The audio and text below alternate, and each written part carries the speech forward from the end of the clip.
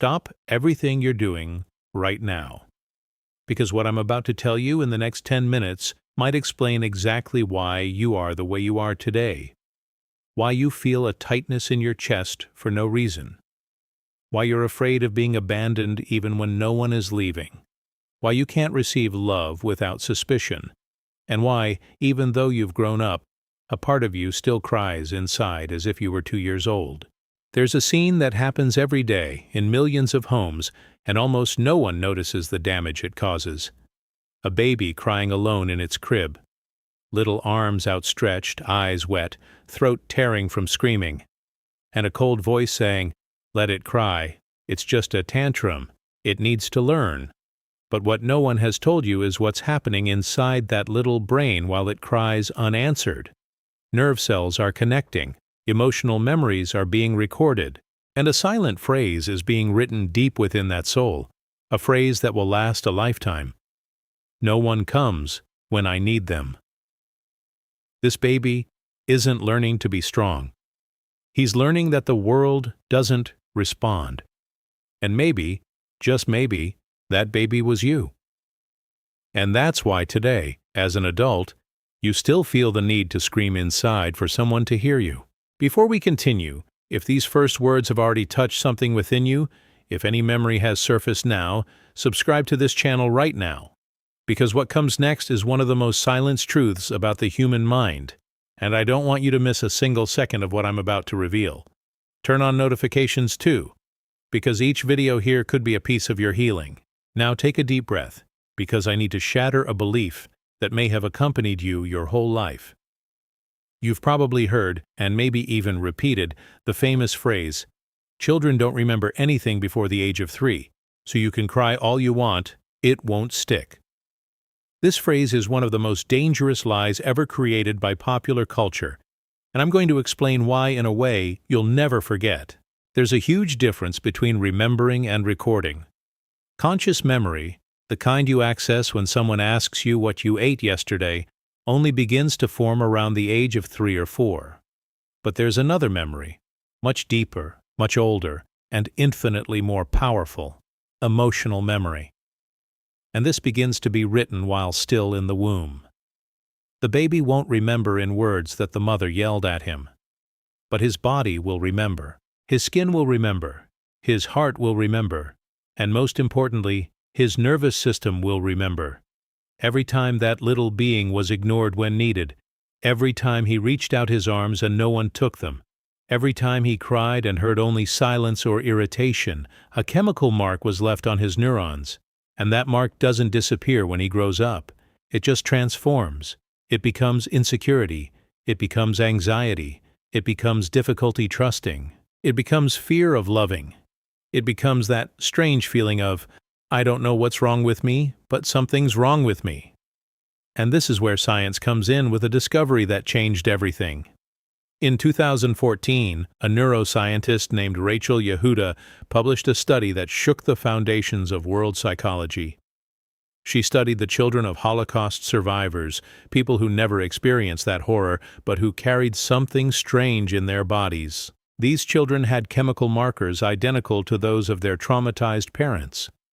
Marks in their DNA, marks in their stress system, marks in their way of reacting to the world, without ever having gone through the original trauma. And that's when humanity discovered something frightening. Trauma doesn't just stay in memory. It crosses generations. It passes from mother to child, from father to child, even before the child is born. This means that what your mother felt while she was pregnant with you, what she experienced months before conceiving you, the fear, the sadness, the abandonment she suffered, all of that may have reached you before your first cry in the world. You may be carrying pains that aren't even yours. And even more disturbing, you may be about to pass these pains on without realizing it. Now I want you to close your eyes for a moment and visualize a scene. Imagine an 8-month-old baby on the living room floor. He's playing, smiling, discovering the world. Suddenly, he falls. It wasn't anything serious, but he gets scared. He looks at his mother, and it's in that exact second, in that millisecond, that something gigantic happens inside his brain. If the mother smiles and says, "It's okay, my love," the baby's brain learns one thing. The world is safe, I can fall, I can make mistakes, someone will be here. But if the mother yells, "Stop being a wimp, get up," or worse, if she doesn't even look, the baby's brain learns something completely different. The world is dangerous. Nobody will help me. I need to fend for myself. And this second lesson, recorded before he can speak, will become the basis of everything he will feel for the rest of his life. That's why there are adults who apologize even when someone bumps into them. They feel guilty for existing.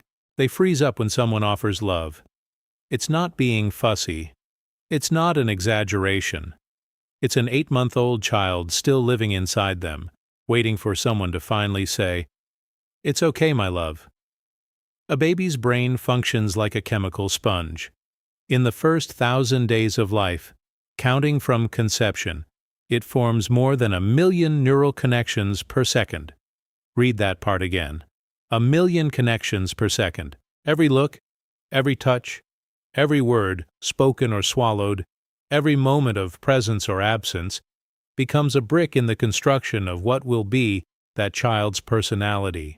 And the brain doesn't differentiate between good and bad. It only registers what is repeated. If the child is held when crying, the brain registers, "Love is safe." If the child is yelled at when crying, the brain registers, "Love comes with fear." If the child receives no response at all, the brain registers, "Love doesn't exist." And look how painful this is. Many people grow up thinking they love in a strange way, that they are attracted to people who hurt them, that they run away when someone is too good. It's not a coincidence. It's the brain searching for what it learned to call love at the beginning of life. And here, I need to touch you on a deeper level. Maybe you're watching this video now and feeling a lump in your throat. Maybe a tear is rolling down your cheek without you quite knowing why. Maybe you're remembering that time you asked for a hug and heard, "Stop being a wimp." That time you cried alone in your room and no one came. That time you needed a hug and got scolded. I want you to know one thing, and I want you to listen to this slowly. It wasn't your fault. You weren't too demanding. You weren't too difficult. You weren't a crybaby. You were just a small human being asking for what every human being needs to exist, to be seen, to be heard, to be supported. And if no one gave you that, it wasn't because you didn't deserve it. It was because the person who should have given it to you probably didn't receive it either. And it's exactly here that the story gets more complex than it seems. Because now I need to pause to tell you something important, and maybe this will go against what you expected to hear. This video isn't about blaming mothers. It's not about pointing the finger at fathers. It's not about putting your family in the dock. Because the uncomfortable truth is this: that mother who ignored your cries was probably also ignored as a baby. That father who never hugged you was probably never hugged. That grandmother, hard as a rock, was probably the most hurt child in her house. Trauma isn't born, it's inherited. It crosses generations like a letter that nobody wants to open, but everyone is forced to deliver to the next person. Your mother may have done the best she could with the pain she carried. Your father may have loved you the way they learned to love him. This doesn't erase what you felt. It doesn't undo the mark that remained, but it opens space for something much more important than guilt: understanding. Because while you remain trapped in resentment, the cycle continues. But the second you understand, the cycle begins to break. If you've made it this far, I need to ask you something. Like this video now and write "I understand" in the comments, because this video will reach more people who need to hear this, and maybe you'll be saving a child who hasn't even been born yet, but who will be raised by someone who watched until the end. Stay with me, because the most important part is coming now. And this is the turning point, because after everything I've told you, you might be thinking, "My God, so I ruined my child?" Or, "So I'm screwed forever?" And this is where the most beautiful news that neuroscience has discovered in recent years lies. The same time window that records trauma is capable of erasing it. The same brain that learned fear can relearn security. The same child who was marked by absence can be remarked by presence. It doesn't have to be perfection. It doesn't have to be a flawless father or mother. The most recent studies show something fascinating. What heals a child's brain is not the absence of mistakes. It's the presence of reparation. It's the, "I'm sorry, mommy was wrong with you." It's the, "Daddy was nervous, but it's not your fault." It's the look back after the yelling. It's the hug after the scolding. It's the emotional presence returning. And here lies the secret that almost no one talks about. The baby's brain isn't looking for a perfect mother. It's looking for a present mother. Being present doesn't mean being by his side all the time. It means being emotionally available when he needs you. It means looking him in the eyes when he tries to communicate. It means naming what he feels even when he can't yet speak. It means saying, "You're scared, I'm here. You're angry, that's normal. You're sad, come here." Because when an adult names a child's emotion, they do something magical inside that little brain. They organize the chaos. They transform an internal storm into something that has a name, a form, and an end. And a child who learns to name what they feel becomes an adult who knows how to deal with what they feel. While a child who has never had their emotions validated becomes an explosive adult, or an anesthetized adult, or an adult who doesn't even know why they're crying. So, if you're a mother, father, uncle, aunt, grandmother, or anyone who lives with a young child, I'm going to give you 3 simple actions that can change their emotional destiny forever. First, when the baby cries, respond. Forget that "let them cry to learn" story. A baby's cry is the only way they have to ask for help, and every time you respond, you're teaching their brain that the world is a safe place. You're not creating spoiled behavior, you're building trust. Second, name the emotions. When they're angry, say "you're angry." When they're scared, say "you're scared, I'm here." It seems simple, but this builds the foundations of their emotional intelligence for the rest of their lives. Third, and perhaps most importantly, repair your mistakes. You will yell. You will lose your temper. You will fail. Every parent fails. But what differentiates a traumatized child from a healed child is not the absence of mistakes, but the presence of reparation. Go back there later and say, "Mom was wrong, I'm sorry, it's not your fault, I love you."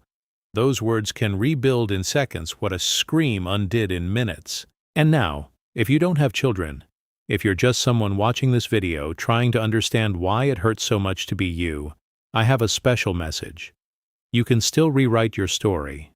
The human brain has something called neuroplasticity, which is the ability to create new pathways, new connections, new ways of feeling, even in adulthood. When you allow yourself to cry what you needed to cry, when you give yourself the comfort that no one gave you, when you tell the child that lives inside you, "I'm here now, you're safe with me," something changes deep down. It's not magic, it's science. You can be at the same time the wounded child and the adult who heals. You can stop the cycle here, within yourself. You can be the last link in the chain. And if one day you have children, they won't inherit your pain. They will inherit your healing. There's a phrase I want you to take with you through life. Write it down somewhere, write it on the mirror, tattoo it on your heart, do whatever you want, but don't forget it. Your child will forget what you said. They'll forget what you bought. They'll forget the scoldings, the outings, the parties, the gifts, but they will never, ever, ever forget how they felt near you. Their brain won't record your words. It will record your presence. It won't record your achievements. It will record your eyes. It won't record your rules. It will record your embrace. And the same goes for you.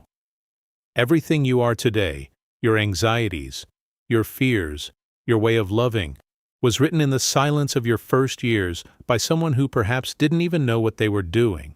But from this video onwards, you know. And knowing changes everything. Because pain that is understood becomes strength, and a wound that is recognized becomes healing. So I'll make you one final invitation.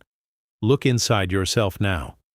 Look at that child who might still be crying, waiting for someone to come. And go to her. Tell her she's not alone anymore, that you've arrived, that now you are the adult she always needed. And if one day you have the chance to care for another child, remember the one who lives inside you. Remember everything she needed to hear. And tell that to the new baby. Do for others what no one has done for you. That's the most beautiful way to transform pain into a legacy. If this video moved you, if at any point you felt like crying, if something tightened in your chest, I need to ask you something. Comment below, I felt this. Just those 3 words. Because I want to know how many people are feeling the same as you at this very moment. And you'll discover you're not alone. Like the video, share it with someone who needs to hear this message. Maybe a mother, maybe a father, maybe that friend who's lost in their own pain without understanding why. And now, look at the screen. There's a video appearing there. That's the natural continuation of this journey we started here. Click on it because what you'll discover there will deepen even further everything you felt today. Your healing begins with a click. And maybe, just maybe, this is the moment you'll remember forever as the day everything started to change.